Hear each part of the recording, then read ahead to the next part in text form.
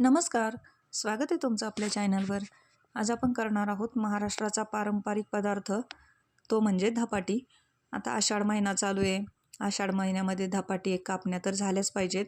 तर आज आपण धपाटी करूया। धपाटी करण्यासाठी इथं 8-10 हिरव्या मिरच्या घेतल्या आहेत, 10-12 लसणाच्या पाकळ्या, थोडंसं आलं, 1 चमचा जिरं आणि 1 चमचा ओवा घेतला आहे आणि इथे काही कोथिंबीरीच्या काड्या घेतल्या आहेत। आता हे सगळं मिक्सरच्या भांड्यामध्ये टाकू आणि याचं वाटण बनवून घेऊ। मिरच्या तुम्ही तुमच्या आवडीनुसार किंवा जेवढं पीठ घेताय त्यानुसार कमी जास्त करू शकता। आता कोथिंबीरीचा असा काड्यांचाच भाग वाटायला घ्यायचा, म्हणजे चव खूप छान येते आपल्या धपाट्यांना। याला अगोदर बिना पाणी घालता एकदा फिरवून घेऊ आणि नंतर पाणी घालून याची पेस्ट बनवून घेऊ। आता याच्यात थोडंसं पाणी टाकू आणि याला परत एकदा फिरवून घेऊ। आता इथे वाटण आपलं तयार झालंय, याला बाजूला ठेवू आणि आपली पिठं घेऊ।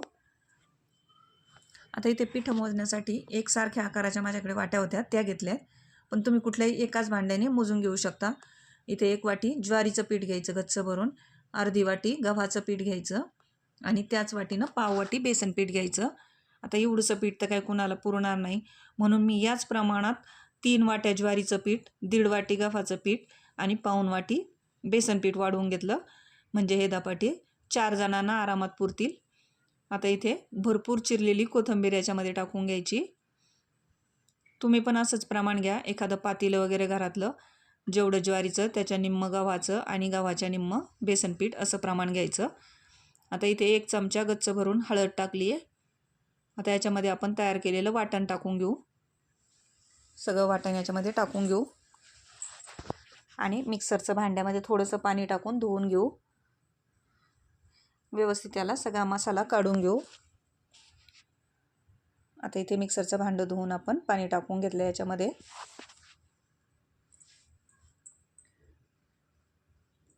सगळा मसाला आपला काढून घेतला। आता सगळ्यात शेवटी याच्यामध्ये चवीनुसार मीठ घालायचं। मीठ टाकून घेतलं। आता याला आपल्याला मळून घ्यायचं आहे। याच्यामध्ये आपल्याला कांदा पण घालायचा आहे, पण तो मी आत्ताच घालणार नाही आहे, तो नंतर घालणार आहे। त्याचं कारण नंतर सांगते। तर अगोदर मसाल्यामध्ये पीठ मिक्स करून घ्यायचं व्यवस्थित। अगोदर पाणी नाही टाकायचं, व्यवस्थित मिक्स झालं की जशी गरज पडेल तसं पाणी टाकून घ्यायचं। याप्रमाणे अगोदर मिक्स केलं। आता थोडं थोडं पाणी घालू आणि असा थोडासा घट्ट याचा गोळा मळून घ्यायचा। तुम्ही जर कांदा लगेच घालणार असाल तर थोडंसं सैल करून घ्यायचं करतानाच, पण जर कांदा नंतर घालणार असाल तर थोडंसं अगोदर घट्ट ठेवायचं आणि मग जेव्हा कांदा मिक्स करतो त्यावेळेस थोडंसं पाणी घालून आणि कांदा मिक्स करून घ्यायचा। इथे आपलं पीठ झालेलं आहे आता मळून। आता इथे बारीक चिरलेला 2 वाट्या कांदा घेतला आहे मी। तर कांदा मिक्स का नाही केला मी अगोदर, त्याचं कारण सांगते। याच्यामध्ये आपण ज्वारीचं पीठ जास्त वापरलेलं आहे। ज्वारीच्या पिठाला कांद्यामुळं पाणी सुटू शकतं आणि ते खूप जास्त सैल होऊ शकतं, किंवा थोडा वेळ राहिलं तर याचा वास येऊ शकतो कांद्याचा। तुम्ही जर सगळी धपाटी एकदम करणार असाल तर सगळा कांदा एकदम मिक्स करू शकता मळताना, पण मी काही आत्ता आणि काही नंतर अशी करणार आहे, म्हणून मी जसा लागेल तसाच कांदा याच्यामध्ये मिक्स करणार आहे, जेणेकरून आपलं पीठ खूप सैल व्हायला नको। आता इथे पोळपाटावर एक पांढरं कापड घेतले, ते ओलं करून घ्यायचं आणि त्याच्यावर पाणी टाकून घ्यायचं थोडंसं आणखी। आता इथे पिठामध्ये कांदा मिक्स करून घ्यायचा आणि थोडंसं सैल पण करून घ्यायचं पीठ आपलं। खूप जास्त घट्ट नसतं धपाट्यांचं पीठ। खूप जास्त जर घट्ट पीठ ठेवलं तर आपली धपाटी थोडीशी निब्बर होतात, खायला मऊ होत नाहीत अशी लुसलुशीत।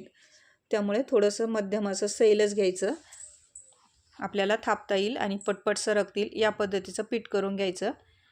आता इथे एक गोळा करून घेतला आहे। तुम्हाला जसे लहान मोठे धपाटे करायचे त्याप्रमाणे गोळा घ्या आणि पाण्याचा हात लावून याला थापून घ्यायचं। अशा प्रमाणातलंच पीठ पाहिजे, बघू शकता एकदम पटपट सरकल्या जातोय आपला धपाटा, पटपट पसरतोय। असं मधून मधून पाण्याचा हात लावून याला पातळ असं धपाटा थापून घ्यायचं। व्यवस्थित सगळ्या बाजूनी असं धपाटा एकसारखं थापून घ्यायचं। आता इथे धपाटा आपलं थापून झालेलं आहे, एकदम व्यवस्थित सगळ्या बाजूने सारखं पातळ थापलं गेलंय धपाटा आपलं। आता थापून झालं की याला असे होल पाडून घ्यायचे, मध्ये 5-6 असे होल पाडून घ्यायचे। याने आपलं धपाटं भाजलं पण जातं पटकन आणि तेल पण आपलं सोडायला सोपं जातं आता इथे धपाटं तयार आहे. इकडे तवा गरम झाला आहे, त्याच्यावर तेल टाकून घ्यायचं आणि हे कापड असं उचलून याच्यावर टाकून घ्यायचं. वरतून थोडासा पाण्याचा हात लावायचा आणि कापड आपलं काढून घ्यायचं. पाणी लावलं की कापड आपलं पटकन निघलं जातं. बघू शकता आपलं धपाटं मस्त असं तव्यावर गेलंय. आता याला परत छिद्रांमध्ये तेल सोडून घ्यायचं. या आपण जे फोल केले होते करताना त्याच्यामध्ये तेल सोडायचं, म्हणजे आतल्या बाजूने पण तेल जाईल. आणि याला एक बाजू खमंग भाजली की मग पलटी देऊन घ्यायची. याच्यावर तुम्ही झाकण ठेवलं तरी चालेल, नाही ठेवलं तरी काय हरकत नाही. आता एक बाजू खमंग भाजली आपली, आता पलटी देऊन घेऊ. बघू शकता मस्त अशी सोनेरी रंगावर आपली एक बाजू भाजल्या गेली आहे. आता दुसऱ्या बाजूने पण छान आपल्याला सोनेरी रंगावर भाजून घ्यायचे धपाटं. खमंग खुसखुशीत असे धपाटे मस्त होतात, खायला एकदम टेस्टी लागतात आणि आपला पारंपरिक पदार्थ आहे. वर्षातून एकदा तरी करायलाच पाहिजे. आता आषाढ महिना चालू आहे आणायचा, तर तुम्ही पण असे धपाटे नक्की करून बघा. मस्त असे धपाटे दह्यासोबत खाऊ शकता. आणि बघू शकता रंग खूप सुरेख आला आहे आपल्या धपाट्यांना. आता इथे एक धपाटं आपलं तयार झालं. याच पद्धतीने दुसरं धपाटं थापून घेतलं आणि तव्यावर टाकून घेऊ. कापडाला पाणी लावू आणि ते पण धपाटं तव्यावर असं सोडून घेऊ. वरतून तेल टाकू आणि याला पण दोन्ही बाजूने खमंग भाजून घेऊ. तर मस्त अशी हे पारंपरिक आपले धपाटे या पद्धतीने तुम्ही पण करून बघा. सगळ्यांनाच आवडतील नक्कीच. तर आषाढ महिन्यामध्ये करून खा आणि कसे झाले होते मला कमेंट करून नक्की सांगा. तर असे खमंग आणि मस्त सोनेरी रंगावर भाजलेले आपले धपाटे तयार आहेत. याला तुम्ही असेच खाल्ले तरी खूप छान लागतात किंवा दह्यासोबत, कुणी कुणी गुळासोबत पण खातं. तर आता आज आपण याला दह्यासोबत घेऊयात खायला. मस्त असे खमंग धपाटे.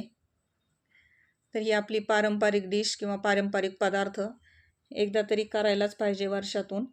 आणि सगळ्यांना आवडीचा आणि पोटभरीचा. भाजी चपाती असं वेगवेगळं करत बसण्याची गरज नाही. एकाच पदार्थामध्ये आपलं पूर्ण जेवण होतं. तर असा हा खमंग प्रकार तुम्ही पण नक्की करून बघा. व्हिडिओ आवडला असेल तर व्हिडिओला लाईक करा, शेअर करा, कमेंट करा आणि धपाटे नक्की करून खा.